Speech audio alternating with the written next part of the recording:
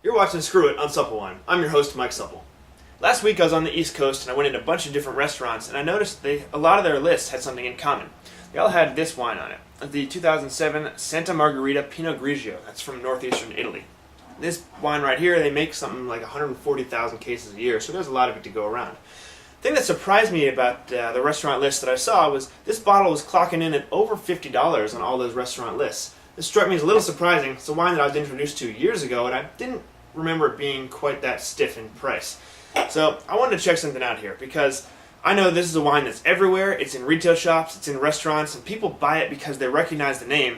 And well, if you're spending over $50 for a bottle, you really want to know that the quality's there. So I figured it was about time I went out and grabbed another bottle. Tasted it, see what it's all about, and make sure you're not wasting your money if you can be spending it better in other places. So to that end, I also picked up this bottle of wine at my local retail shop. This was $4.99. This is the Piccinini Pinot Grigio from northeastern Italy. So these are both similar regions, and they're both from the same vintage, the same year. So they should have some similarities. I am serving them at the same temperature, so I'm comparing apples to apples, as it were.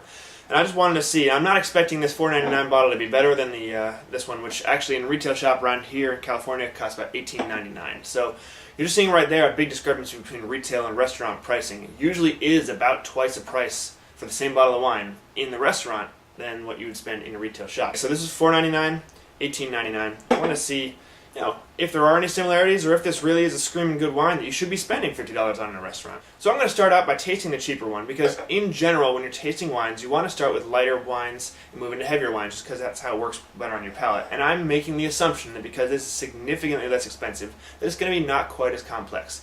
But we'll see if that's true or not. So take a little swirl. If you want to swirl it, that really releases all the aromas and lets you smell it a lot better.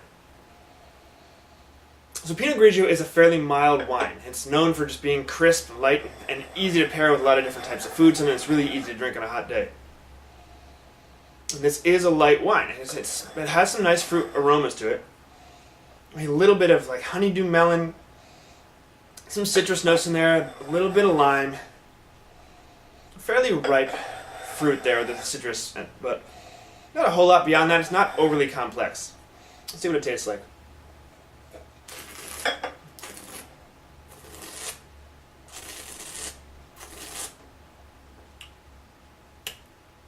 It does have some good acidity, which if you're looking for a wine to pair with food, acid is a great thing because it keeps the saliva flowing in your mouth. It also tends to work well with heavier, fattier things, just refreshes your palate and keeps you able to taste a lot of things. So acid is good. It does have a fairly high amount of acid. Not a whole ton of flavor, but again, it's definitely not offensive. You think someone might say $4.99, you're not going to get anything drinkable out of that, but quite the contrary, this is a drinkable bottle of wine.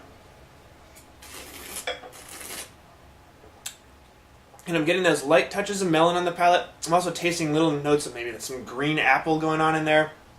And a little bit of that citrus, maybe lime, a little lemon zest. Not very, it's a pretty light-bodied wine, so it's not very heavy on my palate.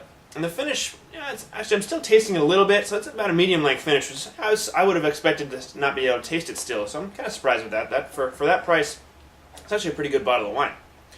I want to go ahead and compare it to this wine, which is about 5 times the price in retail, and as I mentioned, over $50 in a restaurant.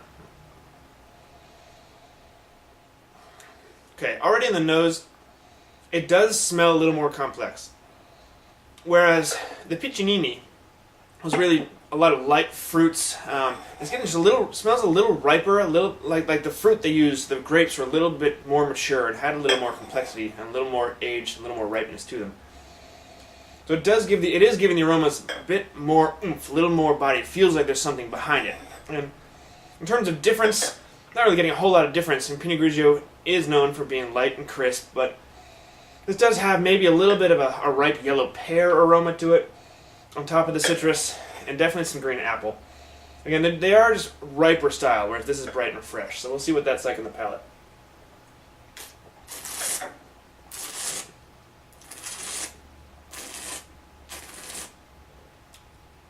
Alright, so on the palate, again, it does have nice high acid, which will make it a nice food wine, which is good to see it on restaurant lists for that reason. It does have a little bit more body than the Piccinini. The Santa Margherita does feel a little fuller and rounder in the mouth.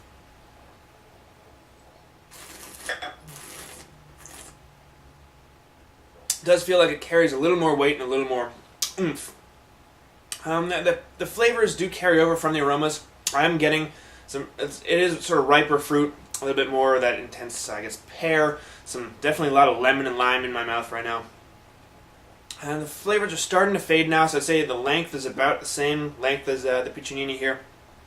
Maybe a little hints of minerality in the back. And this is not a very complex wine either. So comparing the two side by side, yeah, I would definitely say the Santa Margherita is a better wine than the Piccinini. Is it $20 retail wine versus a $5 retail wine? I wouldn't necessarily say so. I think they're trading a little bit on their name and notoriety on here in terms of retail sales. Now, when it comes to restaurant, I'd say they're heavily trading on their name and notoriety. I would not be particularly pleased spending $50 on this bottle of wine. Because if I'm drinking Pinot Grigio, I'm just looking for something that's light and easy to drink. When you're getting in the $50 range, this does fit that bill of light and easy to drink, but if I'm spending $50 on a bottle of wine, I'm going to look for something that's a little bit more complex, that really accents my food, makes me remember it, makes me talk about it. This is not a wine that I'm going to do that with. So, I get it. If somebody has this at a party, it's a good wine. Go ahead and drink it and enjoy it. But if you're spending your money on it, I would probably stay away. So the reason this is so popular in restaurants and in retail shops is people just know it and they recognize it. So that brings me to a larger point. When you're in a restaurant looking at wines and want to try something new, try not to stick with the things that you know about and that you've had before. Because you may well end up spending $50 on a bottle of wine like this. Yes, you won't be disappointed because you know what you're in for and it's not a bad wine, but $50 is a lot of money, and wines on restaurant lists are just expensive. That being said, this particular bottle on a restaurant list would probably be closer to, let's see, about 5, 10, 15, maybe in the $15 range. And I think for $15 on a restaurant wine list, get a whole bottle to share with people, that's actually a pretty good value. It would probably easily go with some cheeses, go with some fish dishes, some light cream sauces. You're really going to feel like you're getting your money's worth, where this one, you're just going to drink it and you're going to forget about it and you're going to get the bill and oh, well, that was a lot higher than I anticipated this evening. So do yourself a favor.